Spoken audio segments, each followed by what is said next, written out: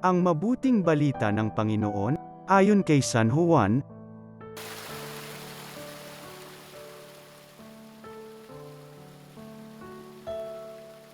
Noong panahong iyon, nakatayo sa tabi ng krus ni Jesus ang kanyang ina at ang kapatid na babae nitong si Maria, na asawa ni Cleopa. Naroon din si Maria Magdalena. Nang makita ni Jesus ang kanyang ina, at ang minamahal niyang alagad sa tabi nito, kanyang sinabi, "Ginang, narito ang iyong anak." At sinabi sa alagad, "Narito ang iyong ina."